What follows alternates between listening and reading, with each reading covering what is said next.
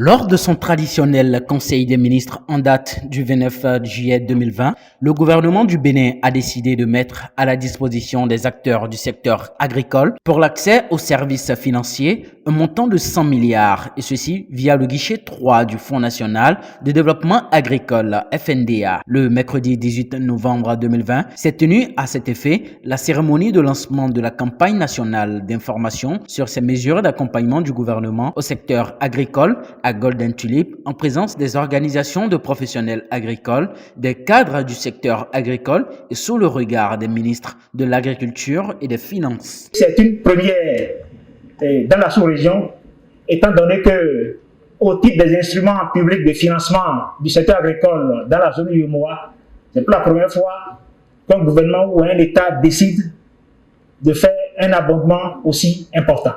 Les 100 milliards d'abord sont destinés à renforcer les capacités financières des banques et SFD partenaires du FNDA qui s'engagent pour financer convenablement le secteur agricole. Une deuxième partie permettra au FNDA de garantir les besoins de financement que vous allez exprimer auprès de ces banques et SFD, garantis à hauteur de 50%. Et puis enfin, une troisième et dernière partie des 100 milliards, c'est pour soutenir le taux d'intérêt, disons pour bonifier le taux d'intérêt de ceux d'entre vous qui vont présenter des projets d'investissement ou des projets d'acquisition d'équipement, de sorte que, in fine, vous recevez le crédit au taux de 2%. En effet, les bénéficiaires de cette cagnotte sont d'abord les PME, PMI, ensuite les producteurs et transformateurs agricoles constitués en coopératives et immatriculés auprès du MAEP, et enfin les petits exploitants dotés d'un identifiant fiscal unique. Les activités éligibles sont celles en lien avec les filières promues dans les agences territoriales de développement agricole, mais orientées vers les acquisitions d'équipements, des moyens de production, de transformation et de stockage, des acquisitions d'intrants et enfin le renforcement du fonds de roulement. Le président de la Chambre nationale d'agriculture du Bénin et le secrétaire permanent de la PACIB ont quant à eux estimé que le financement vient amorcer le développement du Bénin. Ils ont par ailleurs salué le chef de l'État pour son engagement à promouvoir le secteur agricole et félicité le ministre de l'Agriculture, de l'Élevage et de la Pêche au regard des prouesses que connaît le Bénin depuis environ 4 ans. Sans le financement agricole, on ne peut jamais amorcer le développement de notre pays. Le réel financement, c'était mon combat quotidien de chaque jour dans tous les conseils d'administration de toutes les instances agricoles. Je dis financement. Je ne dis pas financement, subvention pour les projets, mais financement pour notre pays, l'appui de notre pays pour le secteur agricole. Et c'est ça que l'actuel chef de l'État vient de faire. Dans un projet agricole, il y a le crédit d'investissement, il y a le crédit de fonctionnement, qu'il faut bien préciser. Les crédits de fonctionnement au niveau des banques, les taux d'intérêt tournent autour de 9%, tel que vient de dire le DG. Mais le crédit d'investissement, ceux qui veulent acheter des tracteurs, des équipements, des intrants, leur crédit, le taux d'intérêt sort à un taux de 2%. Cela veut dire que l'État prend l'engagement pour assurer, pour vous payer les intérêts des 10%. Certains des problèmes auxquels nous sommes confrontés jusque-là commencent pas à trouver leur solution. Mais ce n'est pas une question d'État, ce n'est pas une question de gouvernement. C'est une question des acteurs à la production. Leur demande pressante, justifiée et l'écoute attentive du gouvernement. On dit souvent que la répétition est pédagogique. Le DG FNDA a présenté le sujet. Le président de la Chambre nationale d'agriculture l'a détaillé, l'a monnayé dans son style.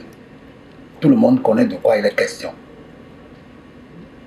Mais ce qu'il reste, qu'il faut que je précise, nous ne voulons pas aller faire un effet d'annonce. Nous ne voulons pas que cet argent 100 milliards, je dirais 165 milliards, puisque je vais vous démontrer pourquoi c'est 165 milliards, devraient rester dans les caisses et dormir. L'argent maintenant doit circuler, puisque ça ne circule plus. Oui. Mais ça va circuler de façon honnête et raisonnable, pas de l'autre façon. Donc au niveau de nos planteurs, au niveau de nos éleveurs, au niveau de nos aquaculteurs, au niveau des prestataires de services mécanisés, à tous les niveaux, vous qui voulez produire même du fourrage, vous qui voulez faire n'importe quelle activité dans le secteur agricole et qui avez besoin de ressources, il y a une possibilité maintenant. Elle n'est pas la seule, mais elle est soutenue par l'État, elle est soutenue par le gouvernement. Il faut saisir. Ne laissez jamais dormir ces ressources-là, car Matthieu 7,7, demandez, on vous donnera, frappez, on vous ouvrira. Si nous consommons ça en 2 ans, le gouvernement du président Talon mettra encore des ressources en place pour abonder.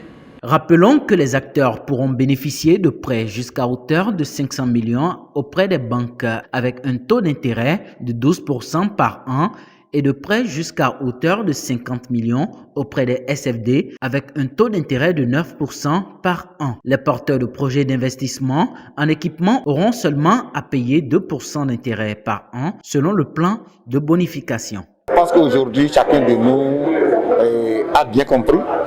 Et il reste encore des détails que nous allons rentrer dans les départements pour mieux comprendre et poser des questions et permettre quand même à nos membres de vite consommer les 100 milliards. Je pense que c'est une bonne initiative et c'est pour la première fois dans l'histoire de notre secteur agricole. Donc je tiens sincèrement à remercier le gouvernement en place. La séance de ce matin est une bienvenue parce que depuis longtemps, nous crions financement agricole.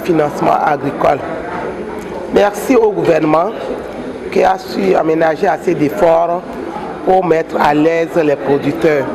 Ce qui m'inquiète un peu, c'est que nous sommes des femmes. Nous sommes des femmes et nous avons en charge des groupements, des coopératives à la base. Est-ce que c'est une question que je vais poser plus profondément quand les gens seront en tournée? Est-ce que les mesures mises en place pourront faciliter l'intégration des problèmes des femmes? Parce que moi, à travers tout ce qui est dit, j'ai une inquiétude.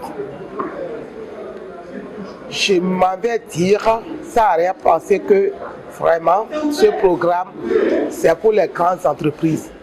Parce que les conditions qui sont au sein de ce programme me donnent un peu de soucis. Le bilan est désormais une telle opportunité agricole.